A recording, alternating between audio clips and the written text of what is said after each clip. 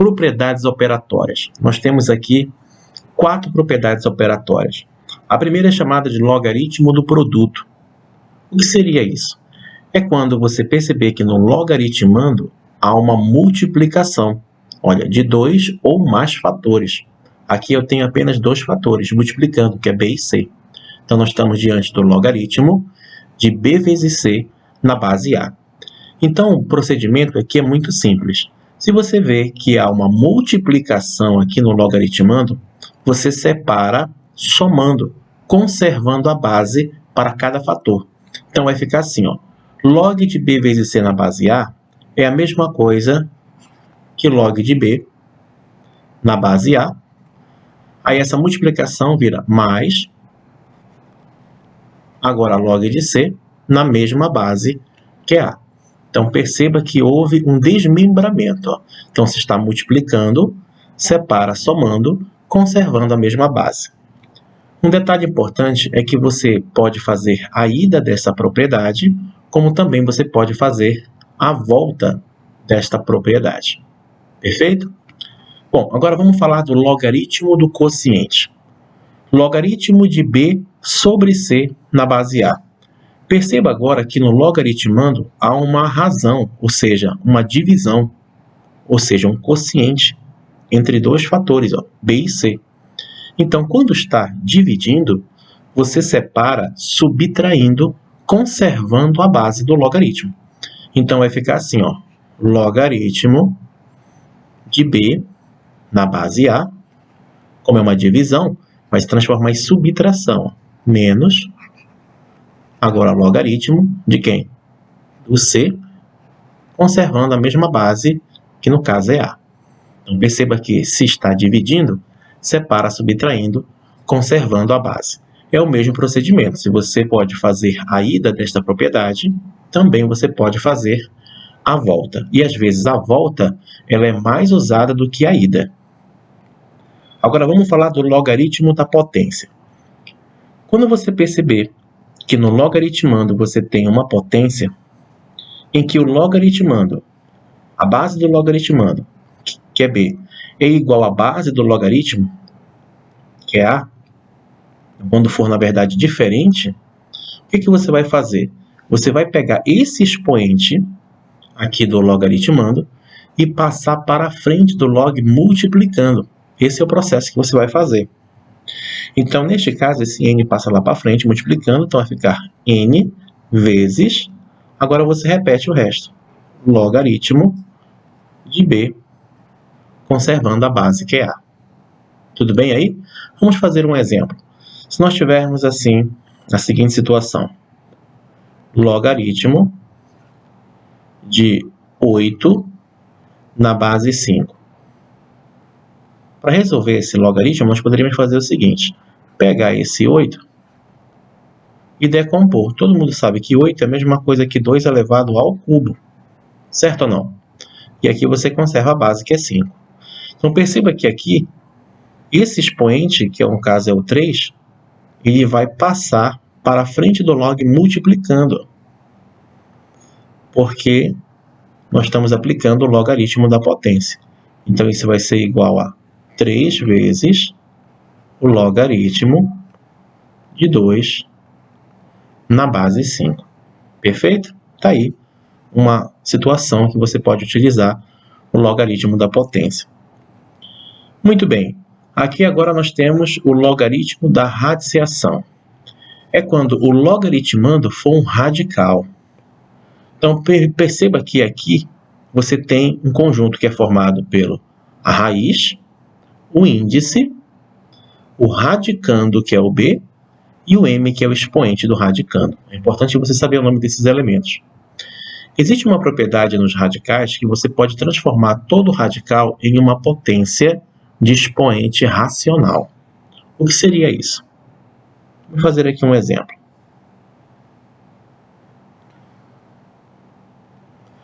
Vamos supor que eu tivesse aqui assim, a raiz cúbica de 5 elevado a 4. Então, esse radical nós podemos transformar em potência.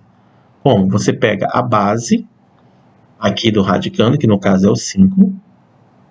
Aí você pega o expoente, coloca em cima, e o índice que está aqui, que é o cubo, né, embaixo. Então você faz esse processo. Então esse processo de transformação de radical para potência, ele é muito utilizado, sendo que o expoente do radicando fica no numerador e o índice fica no denominador, tá?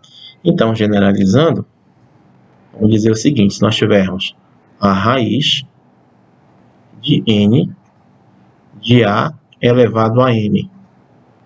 Então, isso aqui é a mesma coisa que a elevado ao m sobre o índice, que no caso é n. Então, antes de resolver esse logaritmo, você vai aplicar primeiramente esta propriedade de transformar um radical para uma potência. Então, vai ficar assim, ó, logaritmo de b elevado a m sobre n, isso na base a, né? E agora, como eu tenho um expoente aqui em cima, esse expoente, que é m sobre n, você vai aplicar o logaritmo da potência que nós vimos anteriormente. Você vai passar para frente do log, multiplicando. Fazendo esse processo, nós vamos ter m sobre n, que multiplica logaritmo de b na base a. Certo? Para fazer um exemplo, nesse caso aqui, vou até mudar a cor da caneta para você diferenciar. Se nós tivermos assim, ó, logaritmo da raiz quadrada de 3 na base 2. Então, isso é a mesma coisa que logaritmo. Aí, esse raiz de 3 eu vou transformar em uma potência. Então, eu pego esse 3 aqui, conservo como a base, né? E aqui nós temos o expoente, que é 1, que não aparece, e o índice, que você sabe que quando não aparece na raiz, é 2. Então, vai ficar 1 sobre 2, ó, que é meio. E tudo isso na base 2. Tá? Então, esse 3 é a base da potência aqui, que está tudo no logaritmando. Chegou aqui, você vai aplicar o logaritmo da potência. Você vai pegar esse meio aqui, ó, que é o expoente, e jogar lá para frente do logaritmo multiplicando. Então, fazendo isso, a resposta vai ser igual a meio, né? Vou mudar a cor da caneta aqui.